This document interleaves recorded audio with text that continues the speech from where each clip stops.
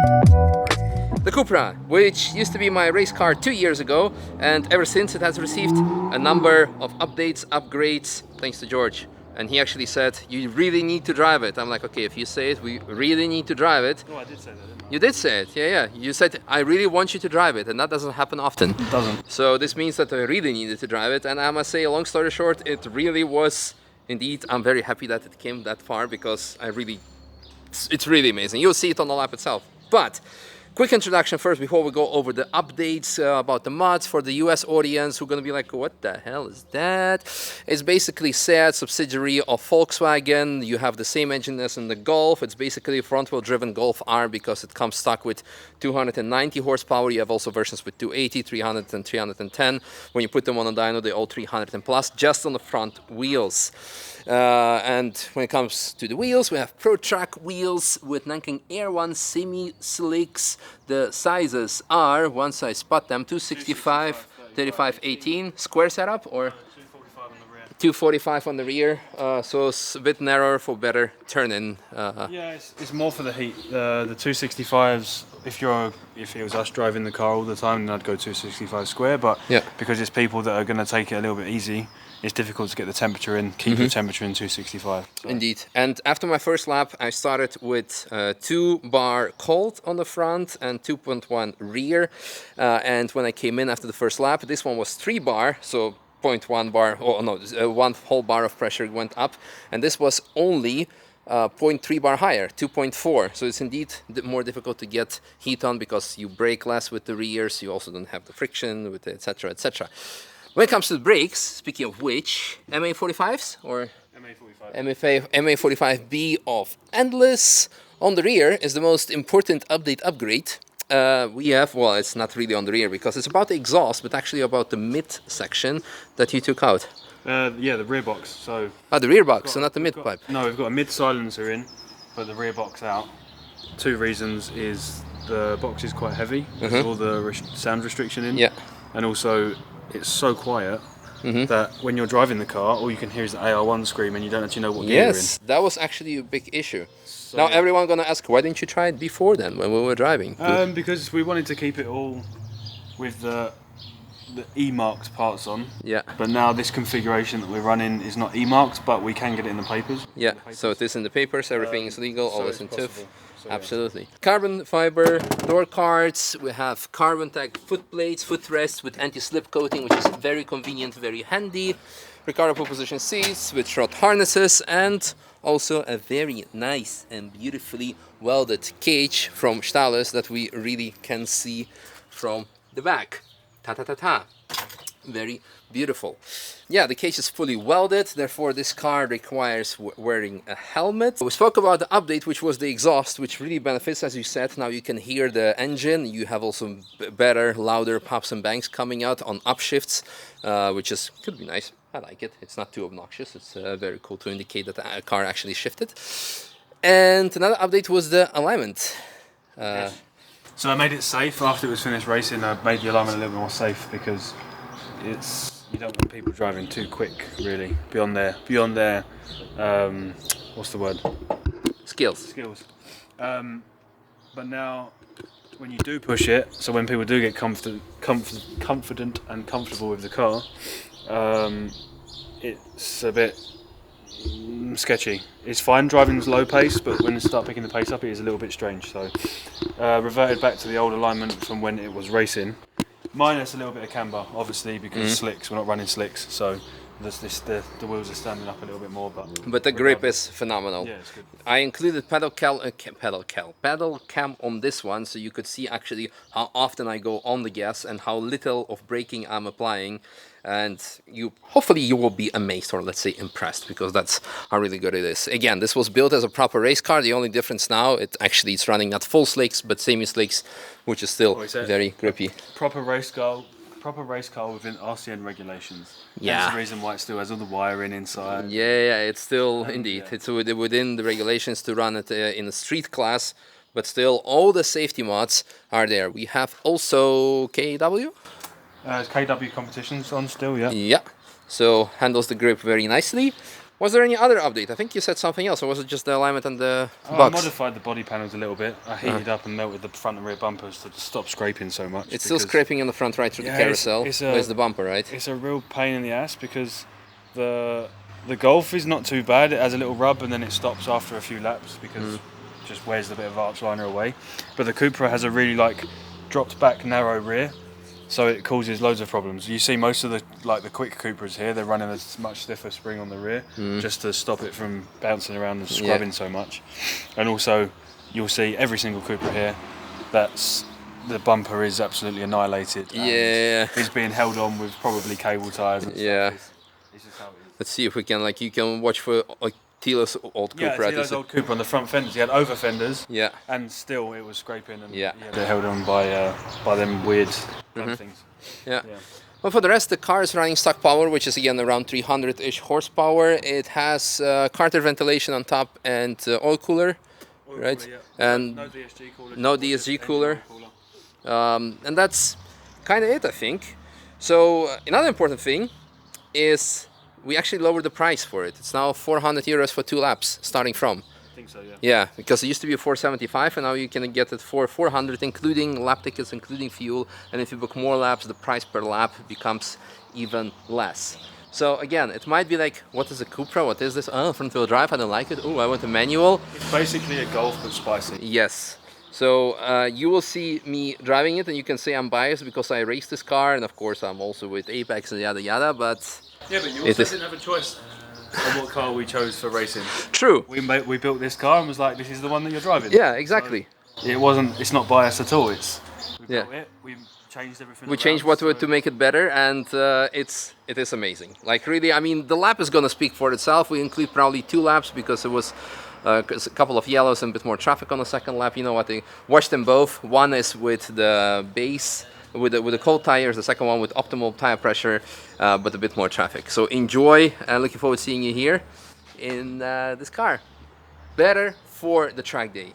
Yeah, definitely. If you want to drive it, actually take it for track day, because that's where you're gonna enjoy the car the most, because so many sections you can really go flat, and extra traffic during TF is going more relaxation. Exactly. More time to learn the car before you start pushing. That's also a very good point. Anyway, long story short, enjoy the lap. So.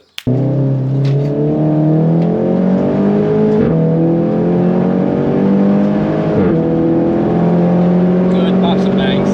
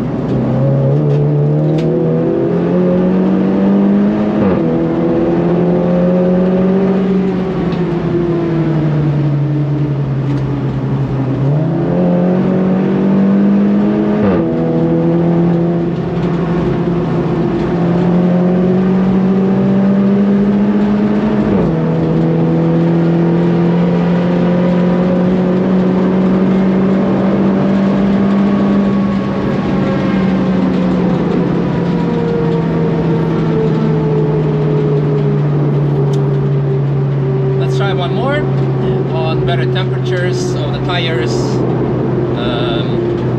quite a lot of traffic. I'm not sure if it's gonna make much sense, but so far really impressed. Really. So much more stable on the higher speeds and through higher speeds through the corners. That's exactly what George said. Once you start pushing with the previous alignment, the car would be a bit nervous, and now with the spicy alignment, it's a lot better. A lot.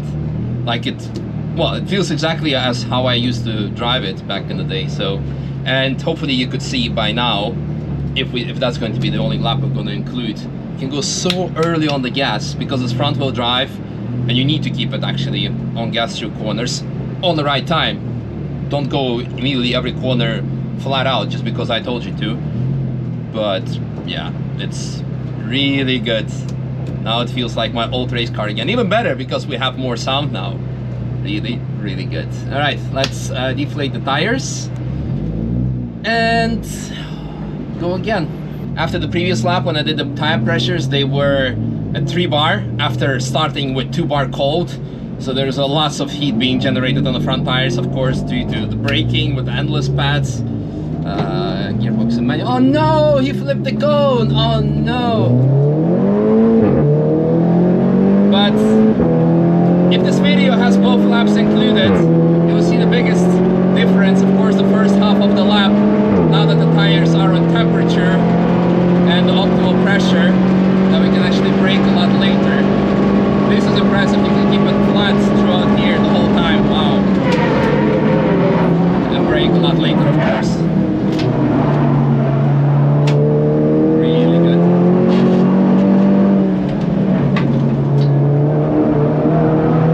Using all of the track with the new resurfacing of this year. No! Oh. Sadness. Sad. So sad.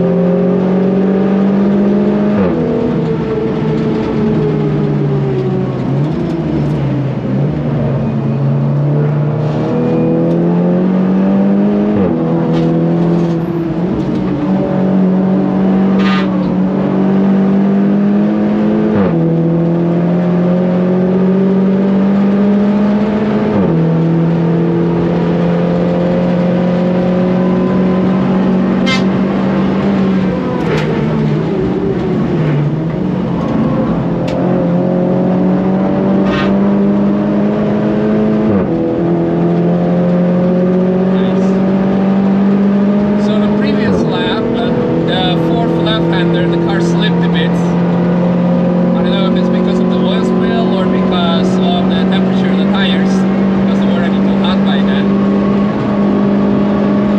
Now it's perfect. Probably too hot tires on the rear.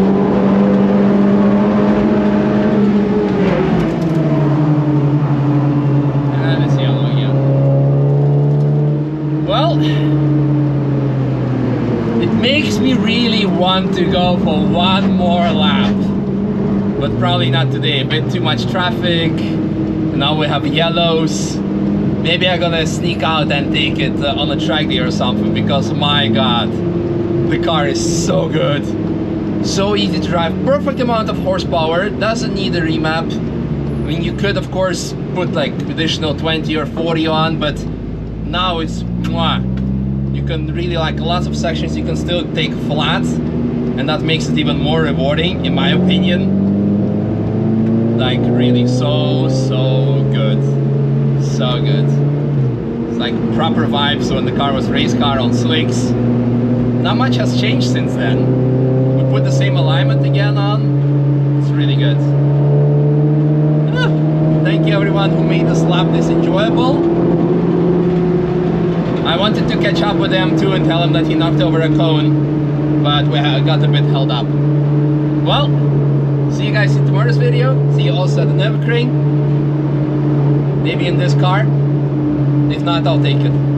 See ya.